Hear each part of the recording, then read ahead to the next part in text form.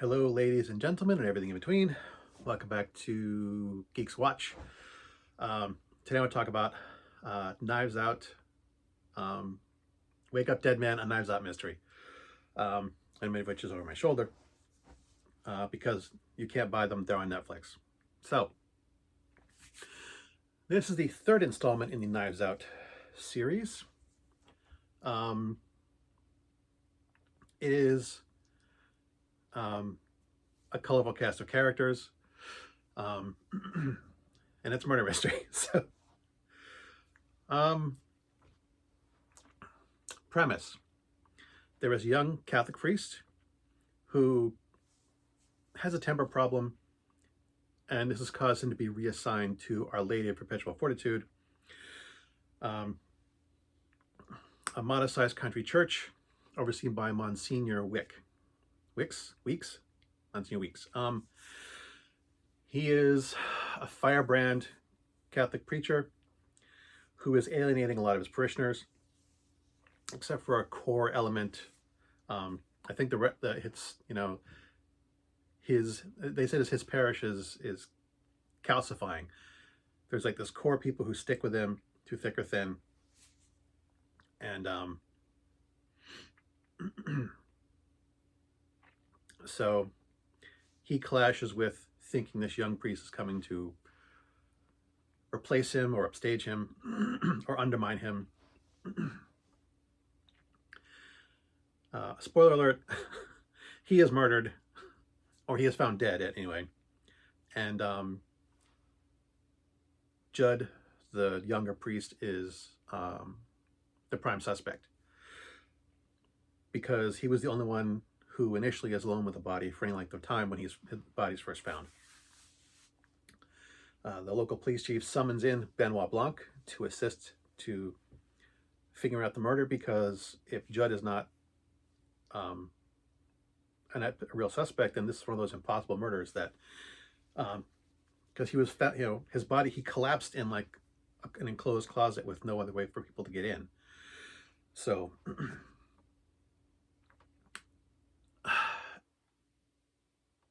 that's the basic premise of the story. Monsignor Weeks is murdered, and Judd is the prime suspect. Benoit Blanc agrees because he believes that Judd is innocent. He seems to be a very sincere young man, despite his temper and troubled past. There's the usual cast of characters: Thomas Hayden Church, Glenn Close, Josh Brolin plays Monsignor Weeks. Jeremy Rayner plays one of the parishioners, a local doctor who's having marital problems. Mila Kunis plays the sheriff. I'm sure I'm missing someone, but other characters as well. But like, I think this is better than Glass Onion. I do. I liked Glass Onion, but I thought it was just kind of okay. It was fun, but not great. This was better. I laughed out loud at some of the scenes. Much more. This leans into dark comedy at times, and it is dark. It's a murder mystery. Um, dead bodies happen in murder mysteries, so there is some dark stuff here, but the dark comedy is also done very, very well. I've mentioned Glenn Close, Jeremy Renner, Thomas Hayden Church, Josh Brolin. These are all excellent actors. They do a great job portraying their characters. Man, I have a few comments. I'm not sure if this is a criticism or just commentary, but these films, the three films, basically follow the same formula, pretty much down to a T. It's all about a central, charismatic figure who has these people who are tied to him in some way, shape, or form. And then when a murder happens or something happens, then You know, you have all these colorful, weird, colorful characters surrounding him that are part of the plot in some way. So, and it's a mix of A-list actors and either unknowns or you know, it's a mixture of A-list actors and relatively unknowns, which is a fun formula. Um, but so yeah, I'm not sure if that's a criticism or but it's definitely commentary that after the third film, the pattern is there. Once is novel, the second time is a coincidence, third time's a pattern. I think one of the reasons why the first and third films are better than the second, and this is going to sound odd, we didn't know the second film was a murder mystery until over halfway through. Spoilers for Glass Onion. There's a twin involved, so the twin takes the place of their murdered sibling, and no one knows it. And no one knows it until most of the way through the film. The audience doesn't know it either.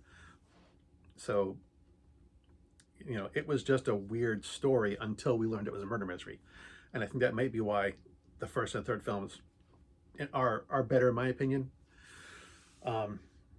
because they're definitely murder mysteries.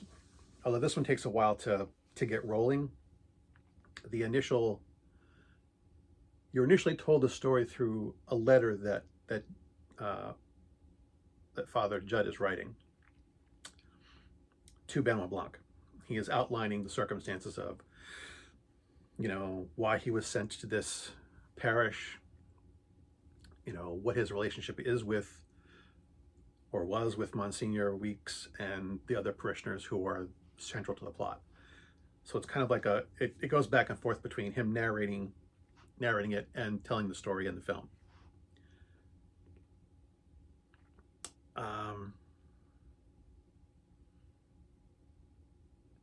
And this kept me guessing till the end as well. I couldn't figure out, because like I said, it's an impossible mystery. He's in, Monsignor has, the small spoiler, he's given his fiery sermon and stepped off to a little alcove to collect himself, while Father Judd steps to the foreground and says his piece, and he hears a noise and turns to the side and sees the Monsignor collapsed. So he's in this little alcove, this little solid alcove, that there was no one else in there with, and even there's very little time for, like I said, he's a suspect, but there's almost no time for him to actually have killed him. So, the circumstances make it look like he might have done it, but, we're the audience, we're supposed to think he's innocent. And I won't tell you whether he is or not till the end. But having said that, this film is also deeply Catholic. This is a Catholic parish. And it shows you've got two different priests. You have Father Judd and Monsignor GEEXX. As I said, GEEXX is a firebrand. Very much pain, punishment. We are all sinners. We deserved, those who will not conform to the will of God deserve to be punished. Whereas Judd is more of an he's more of a gentle, compassionate priest. And he's very sincere and very gentle. He has a temper. He has a fighter's instincts, but he is desperately trying to fight against that to be a better man. And he very, very sincerely wants to minister to people, to help people, to serve them. And I think this film does a good job of showing that dichotomy. Monsignor GEEXX is not a kind man. He is a very harsh and cruel man. And he seems to like it that way. and his conflict with Judd um, stems from him thinking Judd is weak, and that his approach to ministry is weak. But this film has some very touching moments where, you know, Father Judd tries to minister to the people of the town, to try and make their lives better. He desperately wants to be a good person and to make the lives of everyone around him better, which gets us on his side into thinking that he is innocent. So there is that too, that I noticed that while I was watching it. It's like, this is a very, despite, you know, the fact that it is at times a dark comedy, and I laughed out loud at some of the moments in this film. I couldn't help myself. I was sitting here with a bowl of popcorn watching the film and just laughing my ass off at some of this stuff. Humor-wise, this is the funniest of the three films, in my opinion. But I think that more than the other three, I think the other two, I mean, this film has heart. I mean, in the first Knives Out film,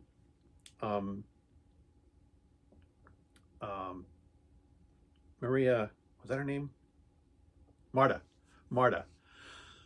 was the heart of the film. She was gentle. She was kind. She was genuinely helpful to the family who looked down on her, and the elder Thrombey who she cared for. But because she is scrambling, because of the way in which she is scrambling around trying to maintain her innocence, there are very few scenes where you get to see her be compassionate. There are some,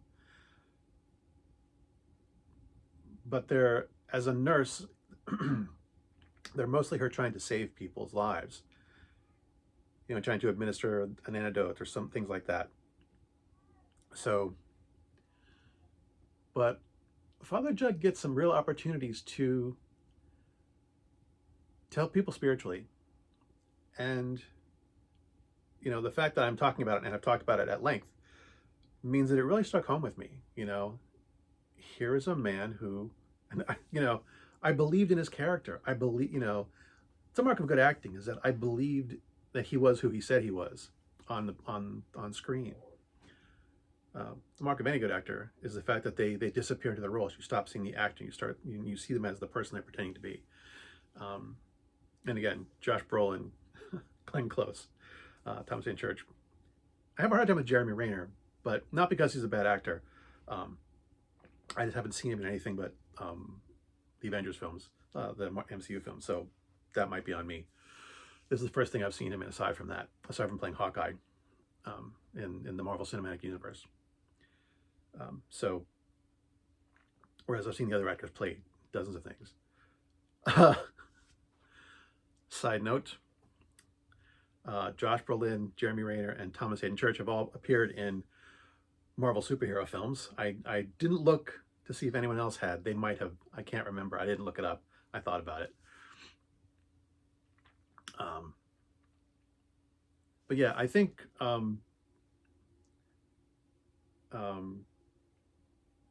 yeah, this film does a good job between switching tone. Like I've commented on like Wednesday Addams and things like that, how they like the tonal switches are very, very harsh and very jarring. Whereas I think Rian Johnson has done a much better job with this film transitioning from deeply touching and moving to absurd dark comedy, to, you know, to serious moments. And I haven't seen a lot of things. Well, I mean, I've seen some of the things he's done, but I would say this is probably one of his better films, of the ones that I've seen of his, because of the way in which he addresses that shift in tone. It was done very, very well here, and because those transitions were so different, you know, in the first Knives Out film, the tone felt fairly even through a lot of it. There were ups and downs, but nothing swung that widely as I think in this film did. So from a directorial standpoint, I do think this is one of his better films from the ones that I've seen, just because of the way in which he deftly maneuvered from transition from tone to tone, from emotional beat to emotional beat. I think he did that really, really well in this film. As you can tell, I liked it. I liked it a lot. If I had to rank the three Knives Out films, I would rate them as Knives Out, Wake Up Dead Man, and Glass Onion third.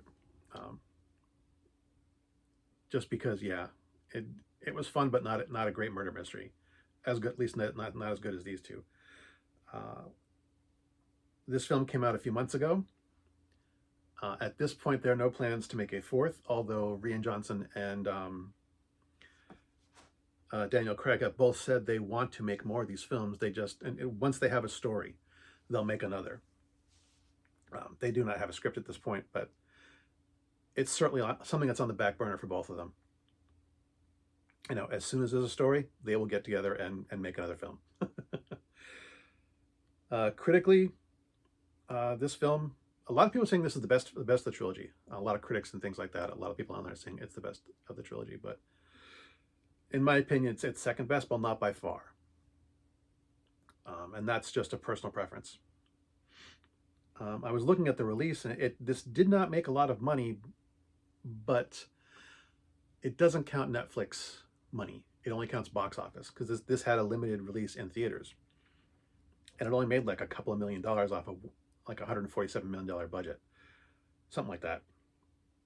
So, you know, from a limited theater release, it didn't make any money, but Netflix is doing well. And if you liked the first two films in the Knives Out series, I would highly recommend you watch this. And if you're a fan of murder mystery and occasional black comedy, and you haven't seen it, or you haven't seen any of the other Knives Out films, I would also highly recommend this film. I really liked it, and I think it's a great film. So, as always, thanks for watching. As always, my stuff is crap. And until next time, good hunting.